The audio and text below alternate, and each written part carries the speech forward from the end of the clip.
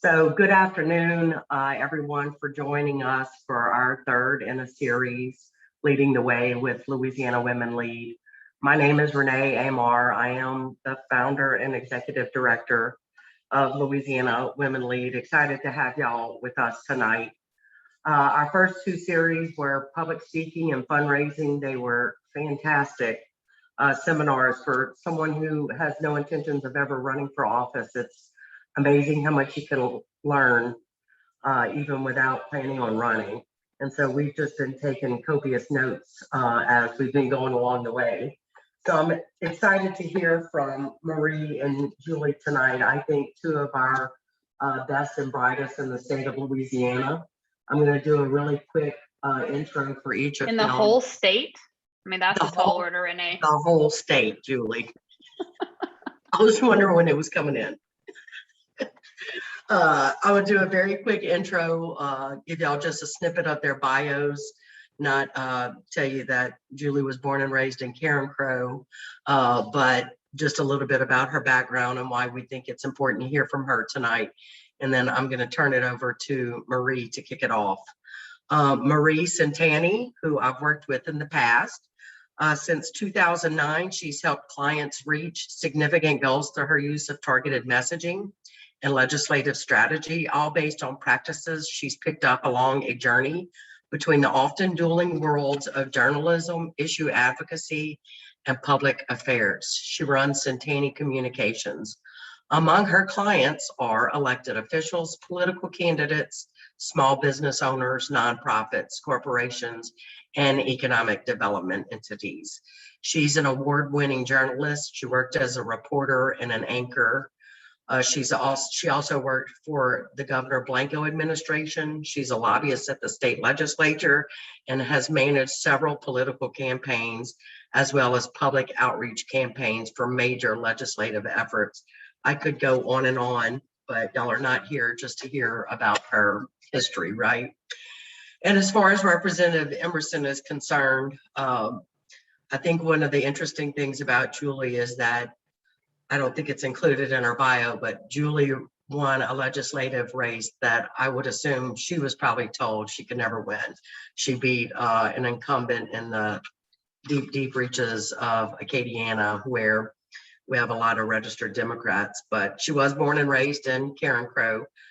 Julie founded Lagniappe Communications Group. It's a communications and public relations firm where she serves as chief strategist. In her role with Lagniappe, she's consulted with multiple public officials, nonprofits, and businesses on how to best develop and articulate their brands and messages.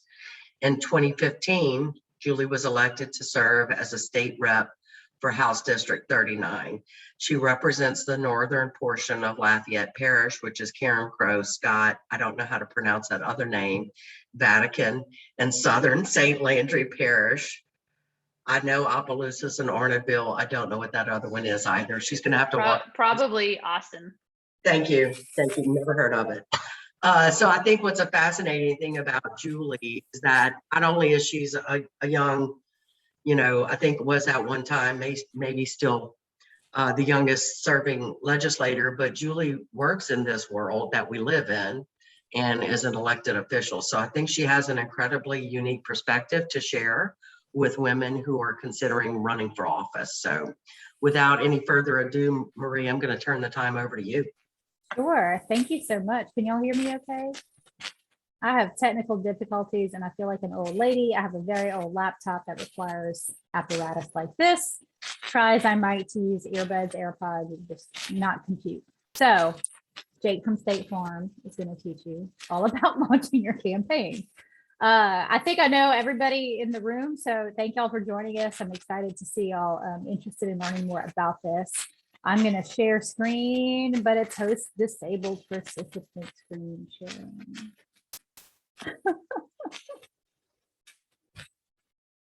Let's see. Nope. You're muted, Renee. Okay. Yeah, that's probably going to be difficult for me to figure out, Marie. It's all right. I can wing it. All right.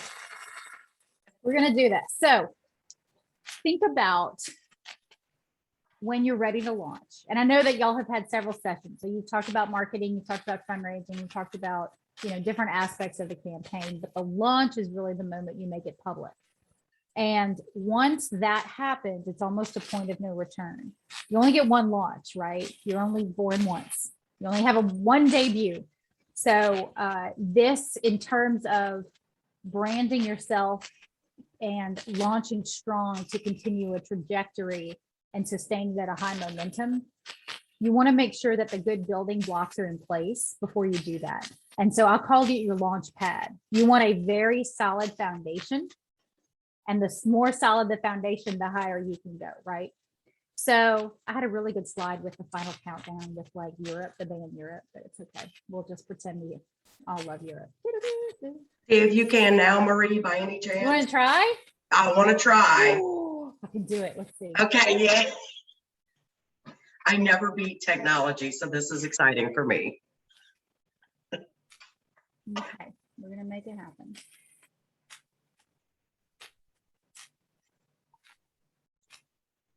I have too many windows open because I'm an old lady. Let's try this again. That says all.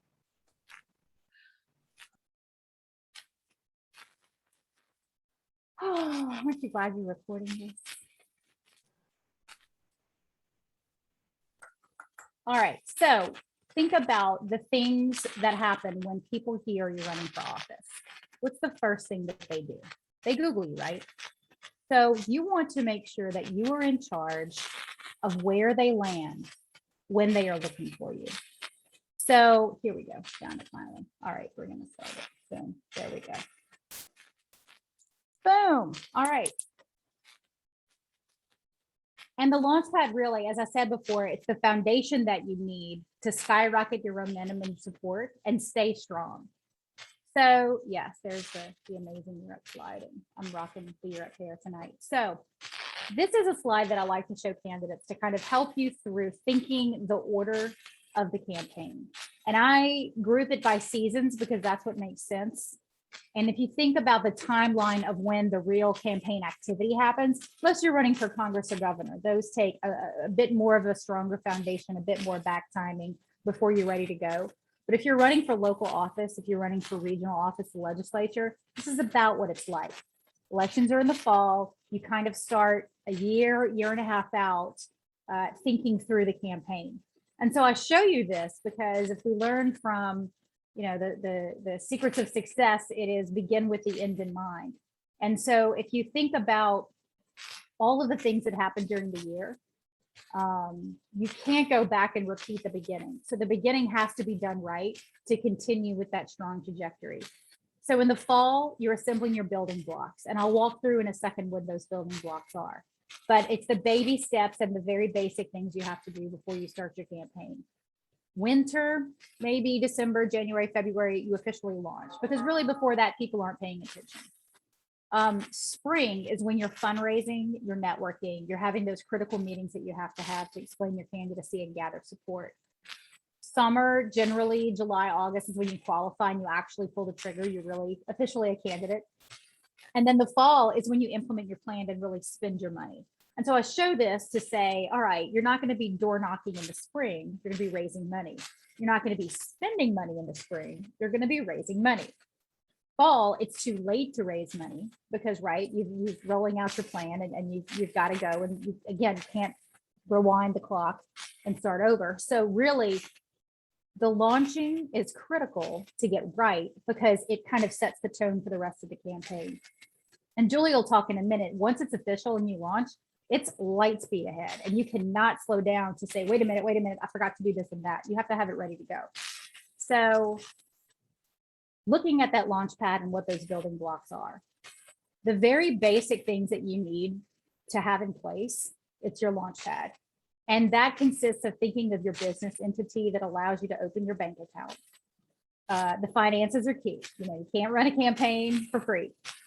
The logo is critical because that is what helps you to appear serious and professional and solidifies your branding.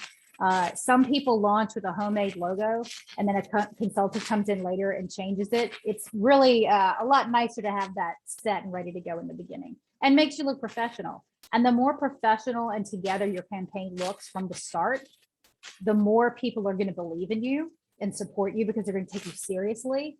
And the more you might even, intimidate some others into not running because they're thinking, oh crap, this person really has it together. I can't compete with that. Look how far ahead they are. You also want to maybe not have a website up and ready yet, but at least secure your domains. If Renee Amar is running, she's going to buy reneeamar.com, reneeforcongress.com, vote for Renee, whatever iterations of her name she can. I think it was Renee, was it Neil Reiser who ran for Congress and forgot to buy like neilreiser.com, and somebody bought it and set up like an attack website with his own name. So make sure that you buy, if you're really thinking ahead, not only all of your domains, but if you have an announced opponent, buy their stuff too. A bio, a good bio that's ready to go so that if you're speaking to a group, you can give it to them. If you are putting out a press release or the press wants to know, you have it ready. And you write that bio with your campaign, your story, your policy goals in mind so that it's sort of all laid out in a good narrative. And photography is key. If we're thinking back to the year timeline, right? Your building blocks happen in the fall. And Miss Cecile can speak to this because we did this. The photography can be you getting your family ready for the Christmas card, right? Double dip. Take your good family photography while you have time, because once the campaign starts, there's really not time to get the schedules together, especially if you have a big family, to get good photography in place. So the photography is key because you're going to use those components for social media graphics, your push cards, again, your website once it's up and running. And so get that out of the way in the beginning. And again, be in control of what searchers find. If you've got this website and you've got your Facebook cleaned up and you've got your logo out there and everything's ready to go, then when people Google you, you're in charge of what they find. Who knows? I mean, shoot, I don't want to Google myself and find what's out there now, but try it, see what's out there and make sure that it's ready to run. Next, think about your team, and you want to build a solid team to carry you through. Now, if you're running for local office and you don't have a big budget, there are a lot of positions that can be filled by volunteers. I know I may have already covered this in another section, but it's key to get these people in place before you start, because these are the people who sort of organize and manage so that you can spend your time either getting votes or getting money. So you need a campaign manager. I would recommend a treasurer, somebody to coordinate volunteers and think about logistics. And again, all of those can be voluntary. They might all be the same person.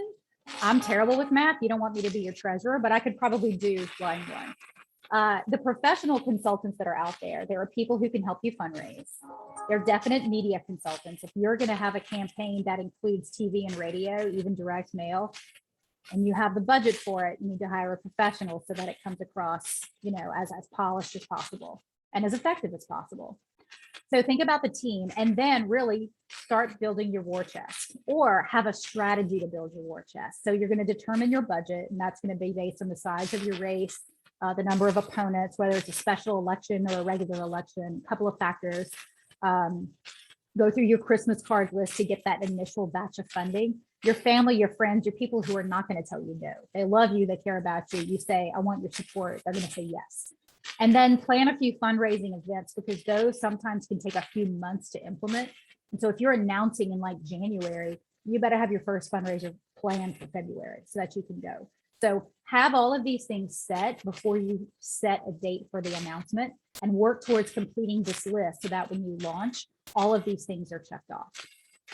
Next, when you're thinking about, am I ready to launch? These are the things that I recommend having in place. Is your website live? Have you edited it? If you look at your bio, are all the links working? Do you have all the proper election information, everything? Does it answer all the questions people are going to have? Are your push cards developed and printed? Do you have enough to start rolling and give out for the event? Are you ready at this point to have the banners and the t-shirts and all the collateral that you need to brand and start pushing out? It's not necessary, but it helps. And then when you think about the event itself, you have a press release ready.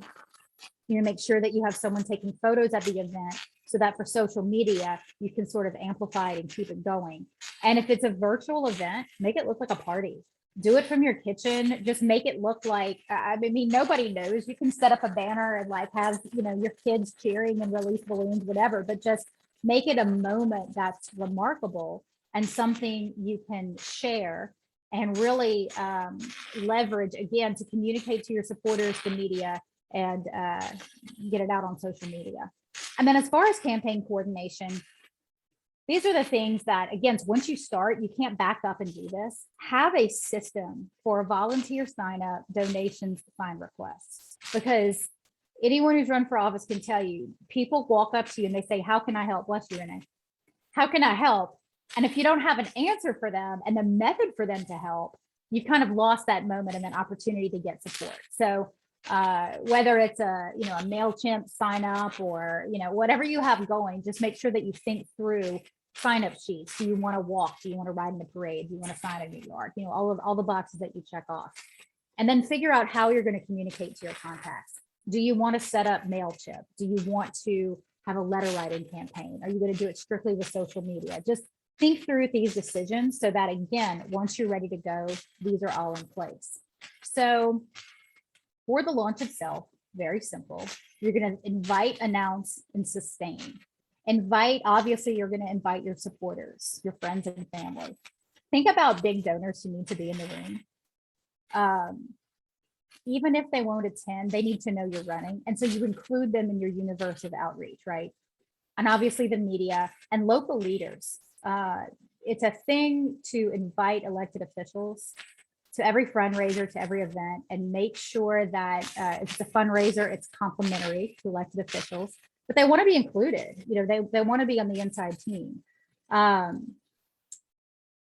your announcement, it is a press release that you send out, and make sure that your press release has an official headshot, because reporters, who will come back and cover the campaign, you want to make sure they have a good picture of you, or else they're going to find something and just keep using it. So find your professional headshot, send it out with that first press release. And then obviously keep the post going on social media, make an official announcement that people can like and share, and then sustain it. Go ahead and schedule a talk radio show for the next day. In Lafayette, we've got KPEL. You reach out to the morning show and you say, look, I'm announcing I'd like to come on and talk about my candidacy. In most major metro areas in the state, there's a good local talk show that you can go on and keep it going. You post pics, you send the email to your supporters. You try to, once you have that event, keep it going and build your following on social media. So I'm going to show a few pictures of a launch that, honestly, it's the one I have the most pictures of, but it was very well done and all these boxes were checked. And it was impressive because it was a special election, so it was very quick. And this was the Candace Perrette race in Lafayette for the Court of Appeal. This was in 2017, I think. So if you look at this photo, I mean, it looks like it's election night, right? It doesn't look like it's the first day of the campaign. So everybody's in the branded t-shirt. She's got the balloon, she's got the sign, this is her whole family there. And she actually did this on her son's birthday, so they made it his birthday party. That's why the cake is there. This is her announcing. She's got the Speaker of the House of Representatives there. She's got her father-in-law, Hank Perrette, who was on the ethics board, and she's got Purvis Morrison, a local mayor there. The room was filled with all of the people who needed to be there to show support. And then this is a look at the room. Look at all the t-shirts. Everybody's ready to go. Look at that volunteer table. Everybody's ready to take a sign up, do what they need to do, because this campaign had no time to waste. This was a quick 3-month sprint in a 8 or 9 parish region. So it was quick, everything had to be right. That's the end of my presentation. So I can either answer questions or move on to Julie Emerson. Well, Marie, you did a great intro, because I realized that obviously you consulted with me at some point, because I followed your exact timeline. So, I mean, I must have known what I was doing or something. I'm not sure. Not always, but anyway, okay. Can y'all still hear me? Okay, I had to take one of those out because I couldn't hear myself talking, and that was very annoying. anyway, so basically, Marie did a great job of laying it out. Obviously, she's done this 100 or 200 times, and so she's pretty good at it. But I'm just going to basically follow the exact timeline and kind of tell you a real life experience of what we did. So I decided to run probably about December. Oh, actually, this is really important. I have to correct just one thing that Renee said about me in my bio, because you know, I think people would probably watch and say this is a lie, but I was not born in Carencro, but I was raised in Carencro. So sometimes people get me on that, Renee. So you know, I gotta clear that up and be transparent. But yeah, look, I decided to run in December of 2014. It's kind of like when I just personally made the decision. I didn't really consult with anybody, but I guess my cat at that point, about whether or not I was going to run. He was kind of against it, but then I gave him some treats, and so then he was fine. But then, sort of like Marie was talking about the timeline that you follow, I started telling people that I was going to run. I would think probably around February is when we started kind of talking to people, and a lot of those first initial people that I talked to were people like Renee, and like several other leaders in Baton Rouge that I knew would naturally be on my side. Some of the different groups in Baton Rouge that were interested in a Republican and a conservative running in that district. So I started reaching out to some of them, and pretty much the first thing that everybody told me was, we need to see you raise about $40,000. And I think that probably they looked at me, and I was this little kid, and they were like, well, that's cute that you're going to run, but can you really raise the money? And I honestly, I really didn't know if I could, but I went home and I just made a list of pretty much everyone that I knew. And I realized that if some of those kind of secondary and tertiary people who give to campaigns, who might just be interested in giving to my campaign to help me win, we're not going to give initially, but my primary people who gave to me because I'm Julie and they've known me since I was a kid, that's the kind of people that you have to go after. And I think that, you know, you'll be really surprised. I know you already had a sort of a webinar like this on fundraising, but I think it's an incredibly important aspect of launching your campaign, because you do need that seed money. Because if you launch your campaign and you have $3,000 in the bank, then you're probably going to get opponents. So I just kind of went back and started calling everybody that I knew, and they really surprised me. You know, people said, oh, we always kind of felt like you might do something like this, which surprised me because I didn't think I was going to do something like this. So it was kind of cool to see how many people in your life rally around you to help you out whenever you decide to take a step and do something like this. So before I knew it, I had passed the $40,000 threshold, which was weird because I didn't think that I knew people who gave to political campaigns, really. I mean, I had kind of worked in that world, but most of the people that I knew worked in politics, and they're not contributors to campaigns. So as far as the donor world goes, I didn't really feel like I had that many contacts, but it turns out you have more contacts than you think when you really sit down and start going through the Christmas card list. One of my favorite stories was I sent out a letter to some donors, some top donors in the state. I was just trying to raise money to see if they'd be interested in my candidacy. And the next thing I know, I got 2 max out checks from this man that I had never met or heard of in my life. And one from him, one from his wife. And I called him up, and turns out he was my grandfather's college roommate, and I had never heard of him. So, you know, and turns out he was a big political donor, and I had no idea. And he said, when I saw your name, I knew exactly who you were, and I wanted to send you some money. So that was $5,000 out of the $40,000 that I raised. So just kind of a cool story there, and just goes to show you that you probably do have more connections and know more people who would be interested in helping you than you may realize. So that's a really important aspect. So I did start talking about it in February. Of course, then the legislative session started. And I did continue to talk with some people, but obviously things are really busy. And I just started meeting people in my community. So you kind of have two different ways of going about grassroots campaigning. You have the natural just door to door that you kind of do in the afternoon. But I also identified leaders in my area, whether they were donors or elected officials, or just somebody that's lived in Carencro their entire life, and their great great great grandfathers lived in Carencro, and they were just really well known in the district. I basically would just do house visits to them whenever they would meet with me. So that was a big part of what I did to kind of get started and kind of introduce myself to everybody. I didn't grow up here. I went to elementary, middle school, and high school here, but I wasn't really a household name as far as running for office. And so you really just have to introduce yourself to everyone that you can. So we had kind of the launch party and a big announcement. Even though people knew I was running, we had really the official announcement, I believe in,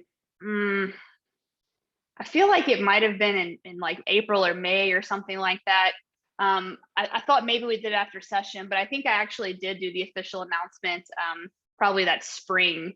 And mine was super fun. We actually did it in a barn, and which sounds really weird, but it was this bright red barn. It was very Americana. You know, we had banners and logos and everything everywhere. Ended up having about 100 people, which really, really surprised me, to be honest with you. But hey, you know, it's free food and it's at a barn and it's cool. So that's what we did. So we had that launch event, and then I just continued to do the going to meet with people and knocking on doors in the afternoon. But one thing that Marie talked about was looking professional and making sure that you have everything ready to go. And I think that's a big mistake that a lot of people make, is they think, oh, well, you know, my son's friend knows how to do websites, and so they can just kind of cookie cutter something together. And maybe your son's friend is a web designer, and that's great. But a lot of times it doesn't really work out that well unless they're a professional web designer. So, you know, having a really good team in place, and I kind of liken it to football. I'm a big football fan. So, you know, you pick your head coach and you listen to them. So, you know, Marie talked about campaign managers and consultants and picking your team. You pick your head coach, and then if you want to have an offensive coordinator, a defensive coordinator, cool. But you need to pick that one person that you're going to listen to and trust them. And, you know, maybe that's not the very first person that you meet. Maybe you talk to a couple different consultants or managers or whatever it may be. But you pick a good person and you listen to them, because chances are they probably have more experience than you do in running for office or running campaigns and navigating that world. And I think as candidates, and frankly, even though I had experience in that world, I found out really quickly what it's like as a candidate when you have all of this noise around you and everybody's calling you saying, you need to do this, you need to send a mail piece. I'm like, no, I don't need to send a mail piece in February. That's weird. You know, the election's in October. So, you know, but you have all these people calling you and telling you you're doing everything wrong. And at the end of the day, they're like, you know, armchair quarterbacks. They're just going to sit there, and everybody thinks they're a political consultant when it comes to watching people run for office. But like I said, you need to pick the team that you listen to, pick the person who's your head coach, and follow them. It doesn't mean you can't question them, but don't question them to a point that you know, you really just start veering off the game plan. You can tell that I kind of have a foot in both worlds, right? So I'm like really high on listening to consultants, I know, but I do think it's really important. I've seen so many great candidates just go off the rails because they start doing their own thing and they don't follow the game plan. And it's just a really important aspect. But getting back to your branding, you know, if you do things halfway, people can sniff that out very easily. It shows that you don't have everything together. And here's the thing, maybe you really don't have everything together, but at least fake it till you make it, right? So you can set up a really good website You can have a good launch, you can have a great logo, you can have everything looking very professional. And then all of a sudden you also have $40,000 in the bank, and people are going to be very concerned. They're going to be like, oh, well, maybe I shouldn't get in that race. I mean, frankly, whenever I was going around after I decided to run and I was talking to people about running, you know, a lot of people didn't know me. And I did have a couple of people say, oh, well, I was also thinking about running, kind of just to see what I'd say. And I would come back with like, well, look, here's all the things that I've done. Here's my website. I've raised this much money. It's not that hey, this is a free country. I would love for you to run, but I think we have the same values and I already have all this in place and set up. So I think that does kind of dissuade a lot of people. But look, I mean, you know, like I said, Marie did a really great job of kind of mapping out the game plan. So you should all hire her. But really, I mean, that's exactly what we did as far as the launch and the timeline goes. It's just, again, it's incredibly important to have that game plan in place, have the people that you listen to look professional, and then work really, really hard. I raised, I think, about $160,000, $140,000, something like that. I was running against an incumbent, so I did have to raise a little bit more money. And, you know, I had people calling me all summer long, you know, like when a bunch of people are on vacation and not paying attention, asking me why I wasn't doing this and that and sending this mail piece, doing this TV ad. And at the end of the day, we didn't start seriously spending the money until the end of September, beginning of October. And that's when the election is. And that's when the vast majority of people make up their mind. I would tell you 2 weeks out from my campaign, for my race from election day, I wasn't winning. Marie probably remembers that. I was probably like 10 points down, you know, but we really brought it the last 2 weeks and probably spent $50,000 on TV in the last 2 weeks, which in Lafayette for a little state rep race is a lot. And that's when we won it. You know, I ended up winning my election, my first election, 51-49, by 247 votes. And I could point to so many different things, from just the different community leaders that I got to do friend-to-friend cards for me, where I physically took them a pack of postcards that was already printed out, and they just had to write the name of the person and then sign their name, and then we mailed them out for them. I mean, I know one lady who did 250 for me. That's probably the 250 votes that helped me win. Right. So, you know, there's just so many aspects like that that I could point to tell you where all those 247 votes came from. But it's a very methodical process. And if you get a good leader and a good consultant / head coach, they can tell you all the right steps to take. Amen, Julie. And my assumption is going to be that there was probably some missteps, albeit granted, obviously not a lot. But Marie, if you could just kind of touch on, just because I know you've run campaigns from like little campaigns to bigger campaigns, tell me, what do you think are the 3 biggest mistakes that people make, not just launching their campaign, but just their campaigns overall from, you know, beginning to end? I think there is a tendency to, and this is a little old school, and I'm guilty of doing this in the past, but it's the gimmicky things and the things that you waste money on, that you think you have to do, that people tell you have to do, that are not targeted. And you should not spend any money that does not go to a voter and tell them why they should vote to you. And I call like it bobbleheads, even though they're really cool. They're so much fun. I'll call it koozies kill campaigns, right? Because who ends up with the koozie? The 8-year-old girl on the parade route who probably doesn't even live in the district. Like waste of money, right? For that $1 koozie, you could have hit 2 super chronic voters with direct mail, you know? And so it's plan your plan, plan your budget, understand your budget, communicate it to your team, get everybody on board with the budget, and don't veer from it. Because those last 3 weeks when it gets crazy and you panic and you feel like you have to like fix something that's broken, even though like it's normal to feel panic at the end, because your opponent is going to run a race. They are going to try things. That's their right. You have to trust that your plan will work if it's well funded and well executed, and just not veer from it.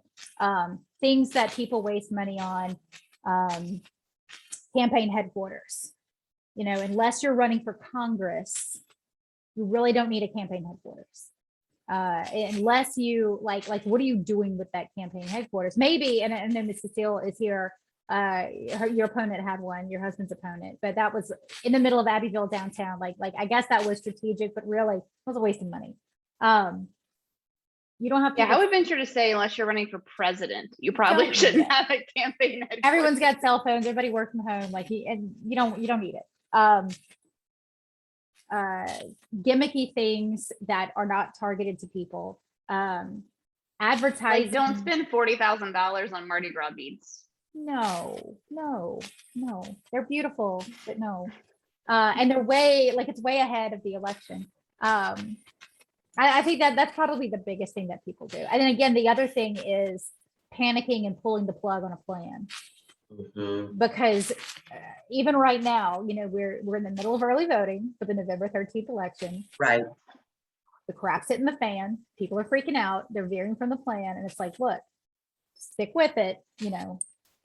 Plan the plan, stick to the plan. Right. I've also seen candidates that spent a ton, like just thousands and thousands of dollars on polling, Julie. And I know it's something you could speak to just because it's something you kind of do in your, you know, one of your other lives. But like in a state rep race, like how many polls do you think you need to run?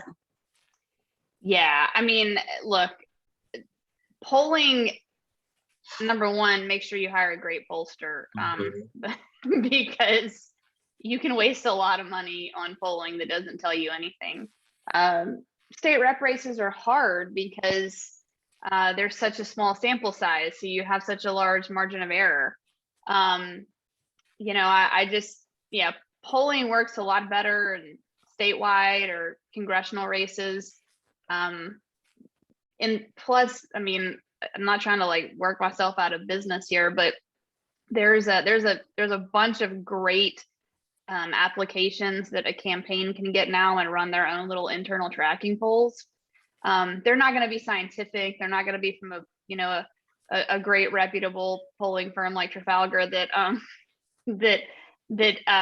you know, does great weighting from you and great weighting for you and stuff like that. But they can give you a decent internal view of how it's going. You know, you can just do like nightly tracking, stuff like that. But yeah, I mean, I wouldn't waste a lot of money on that. Polls are very expensive these days. It's actually, I can certainly speak from experience that it's getting harder and harder, especially when you're doing like texting and stuff like that. It's getting more and more expensive because of carrier rates and things of that nature. So yeah, that's probably a silly thing to waste money on, especially when, you know, there's a lot of like, you can kind of tell because especially when your race gets a little bit bigger, a little bit closer, different outside groups start getting involved. So, you know, if they start spending money in your race, that you must be polling pretty close.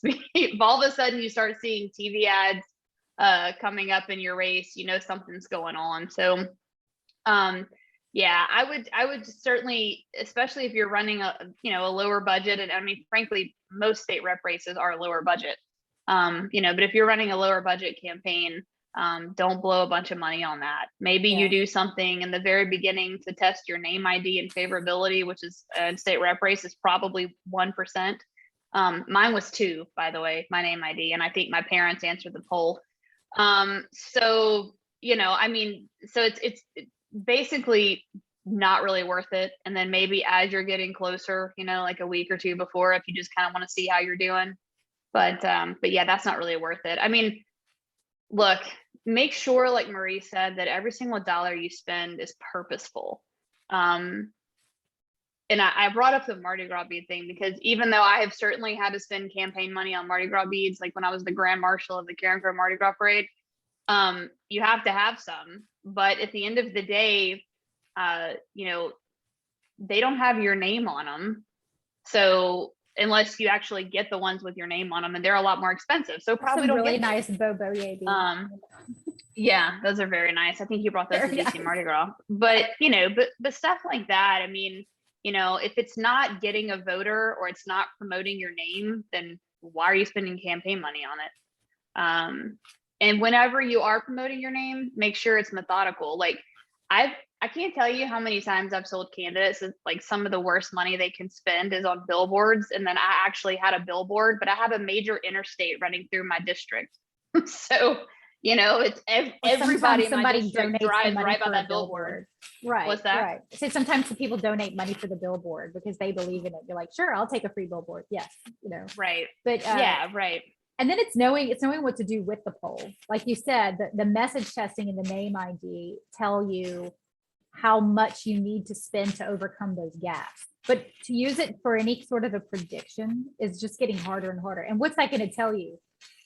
You know, like at the end, people who poll right at the end, like it's too late to do anything, you know? So a good predictive poll at the beginning that helps you figure out, all right, if I know I'm running against Julie Emerson, and I'm going to say, would you rather vote for a girl who, you know, paints her office wall green and, you know, whatever it is, you know, you test the things that you see what moves the needle and you stick with that because you know that it works and you know that it convinces voters to do what you want them to do.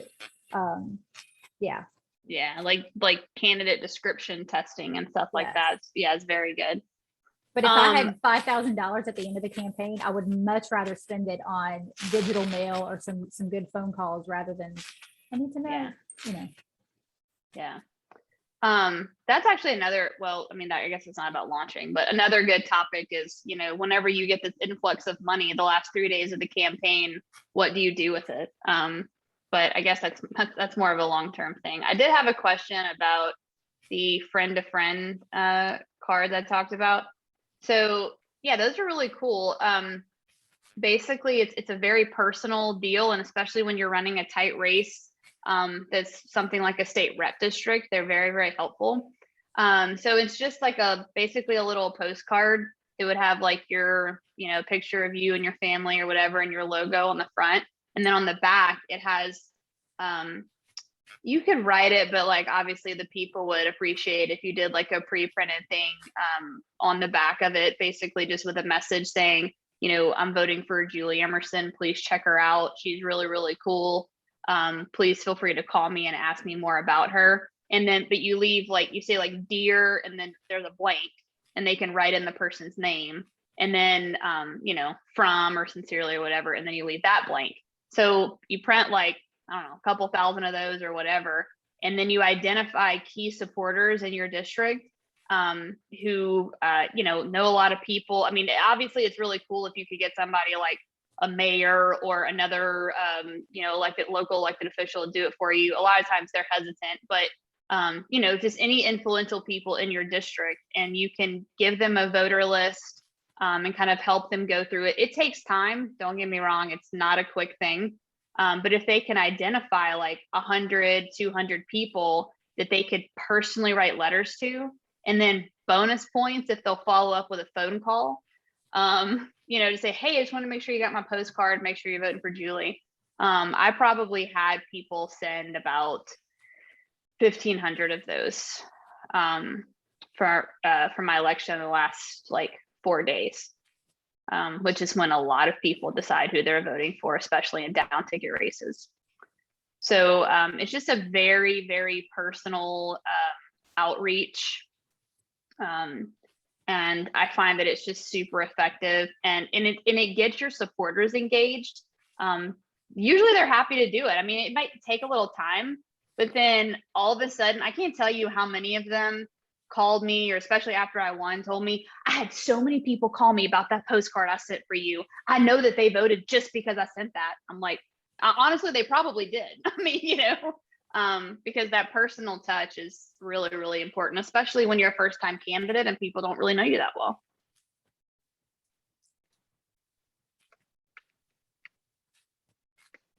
Anything else? Any other questions from the audience? Miss Cecile, I was going to show an awesome picture from Mr. Ricky's launch because it was beautiful. I can't get it to work.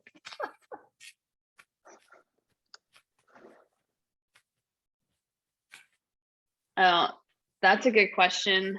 Marie, I don't know if you see the question, but the question is from Allison. It says, when is a good time to launch your campaign? How soon is too soon, and how late is too late? I'm sure we could both have opinions on that, but it's I think it's usually the timeline that Marie gave was really great. I mean, in my particular instance, I felt like I didn't want to get out too early, but I wanted to get out early enough because I had a lot of people to meet. I needed that time. I needed people to know that I was in. I needed to get in a little bit earlier to try to keep other people out. You know, like I said, I kind of decided to run in December. Obviously, I didn't want to launch in December because you have to do your reporting. If I launched in December, I would have to file a financial report, and it would basically have like $0 in it. So I wanted to certainly announce and file or form my campaign committee after the beginning of the year. But then as far as how late is too late, I mean, look, I think if you're a well-known person in the community and like say, you know, we had an instance where Joel Robideau kind of decided a little bit late not to run for re-election for parish president. So a lot of people got into that race kind of late. So it certainly depends on how it goes, and then what kind of name ID you have in the district. Josh Guillory had just come off of running basically a 2-year campaign for Congress, and so he had really good name ID, and so he could just roll right into that, even though it was kind of a late announcement. I think that, you know, you brought up the campaign finance reports, depending on filing. That's a strategy I've seen some people use. I actually spoke yesterday to somebody who wants to run for a local office in 2023. And he's like, well, let's talk about next year. And I was like, well, let's talk about right now. I mean, if you know you're running, if the powers that be in your community have approached you and asked you to run, there is a little bit of a strategy to say, put money in the campaign, especially if you're already in office and you have to file that annual report. Let's get some money together now, get them to each max out and find a friend to max out. And so that when you file in, February, whenever it's due, it kind of shows a little something, a little bit of a war chest and the names behind it. And that's a little bit of a intimidation factor that you can use to thin the field. That certainly has to work out. Yeah, that's basically the complete opposite of, you know, if you do have some time and you know you can get a lot of money in the bank, that's absolutely a great tactic if you go ahead and get in there in February. If you can get money, but if not, you put $50,000 in the campaign account, you know, if you're running for state rep or whatever, I mean, that's significant. You know, but if you can't, then don't stupidly file on December the 20th and then you have nothing in your campaign.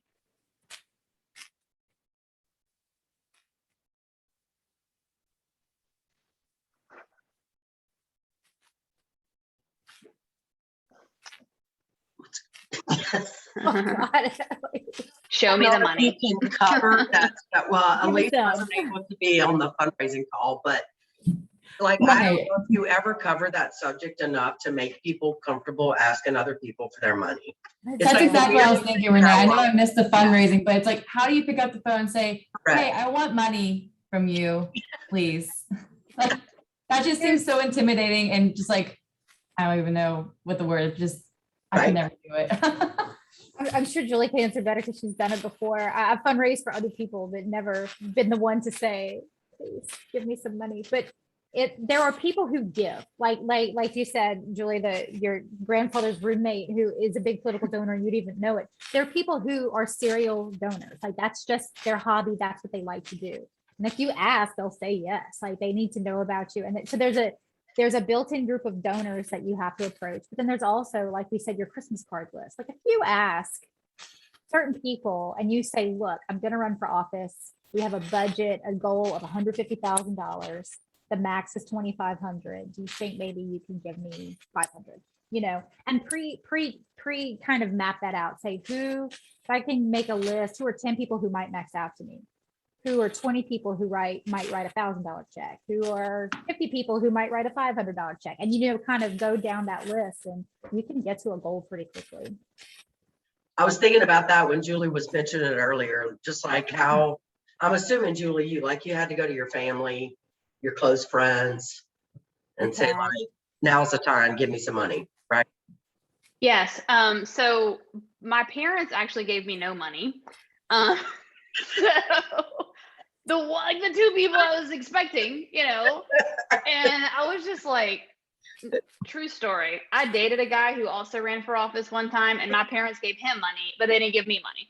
So anyway, so I mean, this is recorded. They're probably going to listen to that. And they're going to realize I've been holding that in for a long time. But anyway, no, but look, I think that I certainly had a lot of family members, especially extended family members, step up.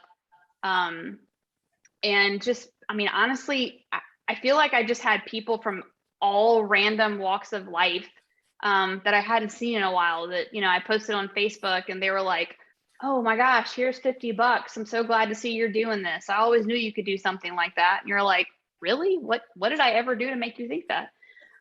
So, you'll be really surprised. Just don't be bashful about it. But yeah, you have to go to those core people who know you and love you first.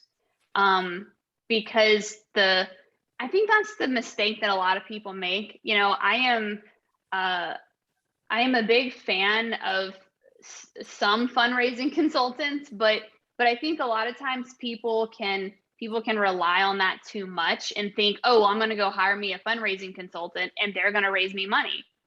Well, I mean, if a fundraising consultant makes a call to a donor and says, unless they're like really good friends with that donor, and says, hey, Julie Emerson is running for state rep, they're going to be like, who? And so, but I think that once you get that initial money in, the $40,000 or $50,000, then, different groups that may be interested in your race can talk to their donors and say, hey, this is a really good person to give to. She's going to help us, push our conservative agenda or whatever it may be. So, but yeah, I mean, you just basically have to go to everybody that your church directory list, your Christmas card list, people you went to high school with, which for me was a problem because I was 26 and nobody had any money. But stuff like that, but literally just anybody that and you will be surprised. And look, I mean, make, especially when you're a first time candidate, make 100 phone calls, even if they all give you just $100. I like to always tell people, certainly concentrate on the people who can max out, but like when you're scrapping for dollars, like you gotta do what you gotta do. So, but yeah, I mean, I think social media has certainly made it a little bit easier as well. Having a good contact list there. And then, I mean, I told you guys, when I was looking for that last, 10,000 or so, I did go find me a donor list and just kind of did a cold mailer that I did very cheaply because we literally like printed out the letters at my house and stuffed the envelopes ourselves. And it didn't really cost me very much money to send it out. And I ended up getting like $15,000 from that just because there were random people who did recognize my name, like grandpa's college roommate. So that's amazing. Well, and so speaking of like those dollars, and another thing that intimidates me, campaign finance, is there a good way to learn how to do that? 'Cause I feel like the reporting process might be intimidating to people because it's a lot of information and there's sometimes not clear answers on how to hire do it. somebody. Yeah, there's a couple people. No, who do seriously. that. Yeah. There are people who do it very well and they know the laws and they stay up to date on new changes to the law and they will send you reminders and keep track of it all. But and and they don't charge a ton. I mean, it's worth it.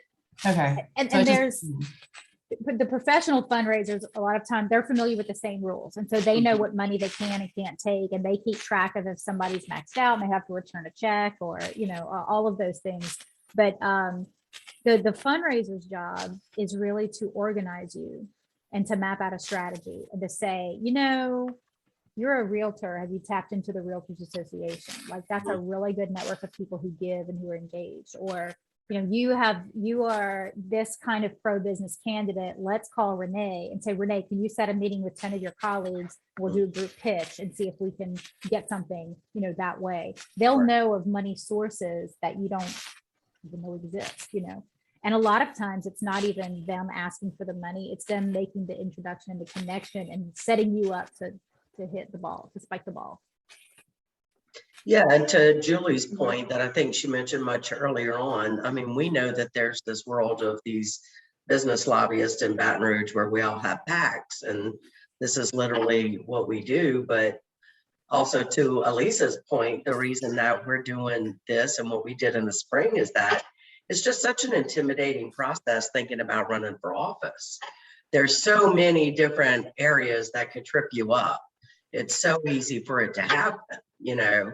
And so I think the money piece of it really just freaks people out a lot. Yeah, and I mean it's probably the most intimidating thing about running, other than having to sit across the table from Renee Amar in a lobby interview and being completely freaked out because she was very scary.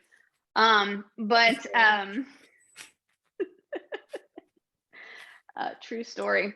Anyway, but no, I mean, I think that it certainly is incredibly intimidating. I mean, for me, I just started making phone calls, and I happened to find somebody, as far as just the Baton Rouge aspect of it.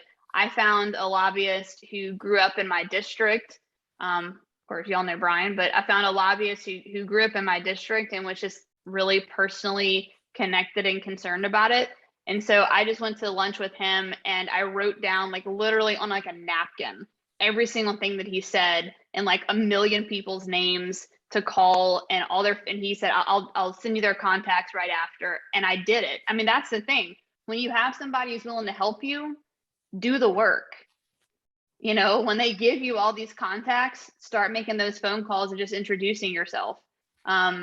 I think that's how you build the credibility, and people are like, man, she's really working hard. Because I think that, you know, lobbyists and trade associations and the whole capital crowd, they just want to see a candidate who is not lazy and can raise the money and will keep making the phone calls and basically making the connections. Like, look, Brian told me to call Gifford and call Renee and all these people. And so I just started calling them. And then, of course, you know, I didn't know this at the time, but now I do. Like, they all talk to each other and communicate often. And they're like, oh, yeah, like, I heard from her today. Like, oh, weird, because I was having lunch with her. I told her to call you. I mean, so that shows them, like, hey, she's willing to do the work. That's exactly it, Julie. A piece of advice from the lobbyist corps: we hate lazy candidates. What happens is that they work real hard that first election, and we all spend money to get them elected. They get incredibly lazy, and then they either get redrawn out of their districts or they just don't work, and then we lose them. And so you feel like you've just invested a lot of time and money, you know, into somebody who just didn't want to put in the work. So that was a great point.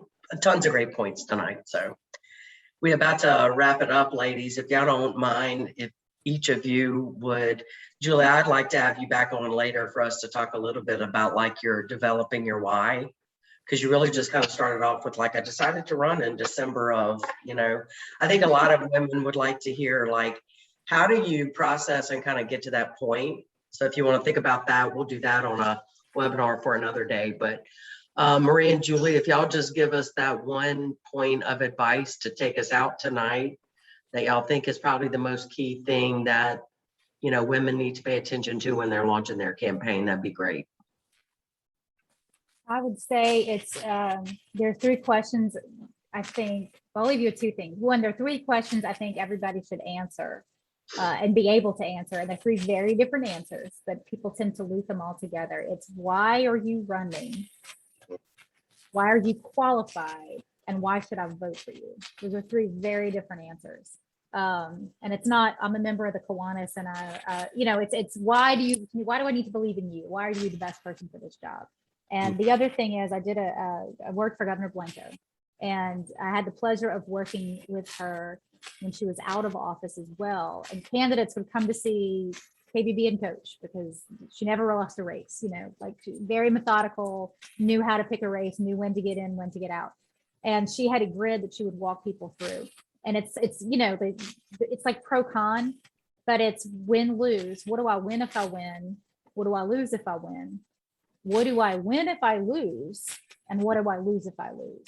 And so, you know, Julie mentioned Josh Guillory. Yeah, he lost his race for Congress, but he was in a position to walk right in to, not walk in, but very easily in a good position to win mayor president the next round. Some people run, and, you know, I have a very good friend who's in agriculture, And he'll never be able to run unless it's a spring race because that's his busy season. And so his business could be crippled if he runs in the fall, and so it's there, those factors, if you can satisfy all those questions and you have nothing to lose, you have nothing to lose. Fascinating. Julie? Yeah, I think the biggest thing is just when you decide to run, be committed, develop your plan. Of course, you're going to have random things along the way, but stick to your overall plan. Pick the people that you're going to listen to, and the people who just create noise and drama. Just it's easier said than done, but just don't listen to them. Because at the end of the day, I can promise you, if you stick to your game plan and you win, they're all going to call you and be your biggest supporters and be slightly embarrassed when they gave you so much trouble. So, I just think that's have your good support system though. Make sure that your family is also committed, and that's if you're a man or a woman. Make sure that your family is committed to doing it with you, because you definitely will need that support system along the way, because people will try to drag you down. Amen. Such a great point. I forget about all the drama in the campaigns too until you mention it. You have to have like 50 people calling you a day telling you everything you're doing wrong. So gotta be laser focused. Well, ladies, I appreciate it. As I mentioned, I'm going to be sending this out I will not post it on Facebook, Julie, just so you know. You should be free and clear from your parents. No, it's okay. You did have some I've actually given them I've given them a little bit of hell about it before, so that's awesome. especially after I broke up with that guy, and so then it was just like, man, that was just weird. No, so funny. I appreciate Marie and Julie especially, and everybody who was on tonight, and look forward to seeing everybody soon. Y'all have a good evening. thanks guys. Thank you all so much. Thank you.